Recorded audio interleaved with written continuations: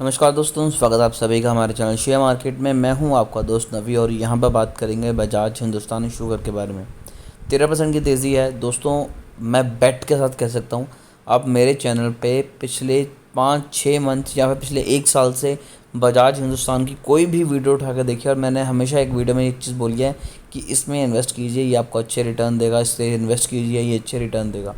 अब मैंने इस शेयर को तब बोलना शुरू किया था जब ये सिंगल डिजिट में था, और उसके बाद 15-16 के पास भी मैंने बहुत लोगों के इंक्वायरीज थी कि क्या होगा। मैंने बोला था 20 तो आराम से जाएगा आ जाएगा। आज ये स्टॉक ट्रेड कर रहा है 28 रुपये के पास। अभी भी काफ़ी सारे लोग इस जद्दोजहद में है कि क्या इन्वेस्ट करें ना करें, क्या ये अभी भाग चुका है नीचे आ सकता है। तो मैं उसका भी क्लियर आंसर दूंगा। वो चीज़ देखने के बाद आप आंखें बंद करके इस शेयर में अभी भी इन्वेस्ट करेंगे। पिछले 5 दिनों में 20% के पॉजिटिव रिटर्न, पिछले 1 मंथ में 72% के पॉजिटिव रिटर्न, 6 मंथ में 114% के पॉजिटिव रिटर्न है, पिछले 1 साल में 150% के पॉजिटिव रिटर्न। और मैक्स चार्ट यहाँ पर आप देख सकते हैं कि अब ग्रीन में चुका है, जो कि पहले रेड में था। तो 2020 में ये शेयर, जब बाकी शेयर भाग रहे थे, ये शेयर बिल्कुल नहीं भाग रहा था, नीचे था, 3 रुपये 4 रुपये के पास ट्रेड कर रहा था। तब मैंने इसके ऊपर वीडियो बना के आपको मना किया था। जी हाँ, मैंने मना किया था कि यहाँ पर हम बाइंग नहीं करेंगे क्योंकि कंपनी के ऊपर डेट बहुत ज़्यादा है, कंपनी के फंडामेंटल सही नहीं है, कंपनी के प्रमोटर कंपनी को छोड़ के भाग चुके हैं।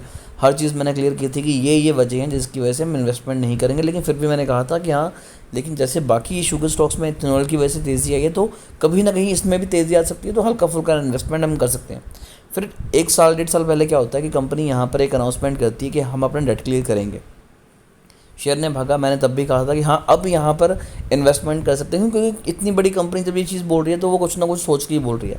उसके कुछ दिनों के बाद स्टॉक में तेज़ी आनी शुरू हो गई थी।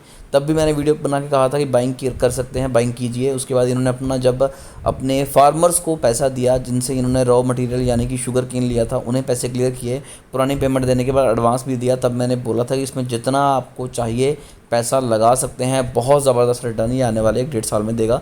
सेम चीज़ आपको यहाँ पर दिखाई दे रही है। सिंगल डिजिट से ये कब स्टॉक डबल डिजिट पे चला गया पता भी नहीं चला।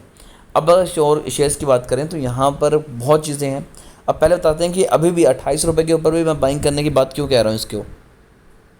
तो यहाँ पर हम अगर आएँ तो एक चीज़ देखिए, कंपनी छोटी है, 3,626 करोड़ की कंपनी है। अगर return on capital employed equity दोनों ही नेगेटिव है, कंपनी की हालत अभी भी सुधरने में टाइम लगेगा।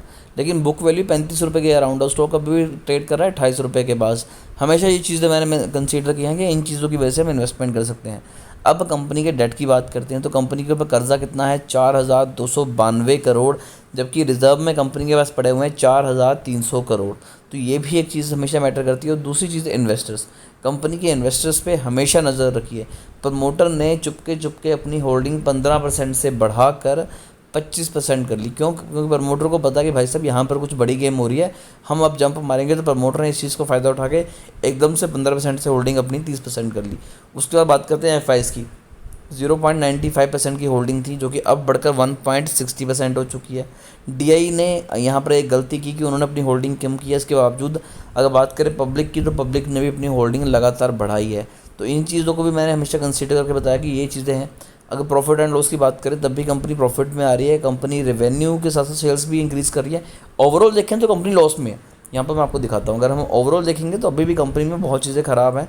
तो वो चीज़ों को इम्प्रूव करने में कंपनी को लगेगा काफ़ी टाइम। रेवेन्यू 11% डाउन है, नेट इनकम 65% डाउन है, डिलूटेड ईपीएस 65% डाउन है, नेट प्रॉफिट मार्जिन 86% डाउन है, ऑपरेटिंग इनकम 65% डाउन है।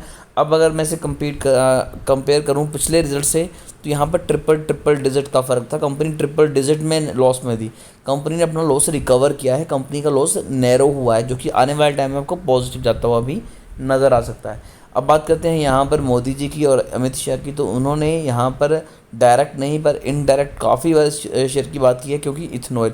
अब देखिए, नितिन गडकरी इनोवा लेकर आए। नितिन गडकरी जी जैसी इनोवा लेकर आते हैं, यहाँ पर क्या होता है कि शुगर स्टॉक में इथेनॉल की वजह से ज़्यादा पैसे चलने पड़ा, क्योंकि वो जो गाड़ी है वो टोटली चलेगी इथेनॉल के ऊपर। और उन्होंने वैसे भी कंपनीज़ को बोल दिया है, बड़ी बड़ी ऑटोमोबाइल कंपनीज़ को, कि भाई आप ऐसे इंजन को डेवलप कीजिए जो फुली इथेनॉल के ऊपर चले, क्योंकि हमारा जो फॉरेन रिजर्व है सबसे ज़्यादा उड़ता ही पेट्रोल में है। तो अगर ये चीज़ें आएंगी तो ऑब्वियस है कि जितने भी शुगर स्टॉक्स हैं इनमें तेज़ियाँ आएगी ही आएगी। तो एक अच्छा सोर्स ऑफ इनकम भी ये निकालते हैं। तो वहाँ पर जो ग्लोबल मार्केट है वहाँ पर भी डिमांड बढ़ रही है, तो उस लिहाज से देखा जाए तब भी कंपनी प्रॉफिट में है। तो यहाँ पर तो ये तो अभी शुरुआत है, ये बड़े आराम से आपको 50-60 रुपये तक जाता नज़र आएगा। इन्वेस्टमेंट कर सकते हैं। हाँ, बीच में हल्की फुल्की गिरावट आएगी तो वो एक अच्छा मौका होगा एवरेज करने का। फिर भी इस शेयर को लेकर अगर आपकी कोई भी क्वेरी रहती है तो आप कमेंट कीजिए। मेरी कोशिश होगी कि आपको एक अच्छी एडवाइस दें ताकि आप अपना को ग्रो कर सकें, अपने पैसे को ग्रो कर सकें। तो अभी के लिए दोस्तों इतना ही।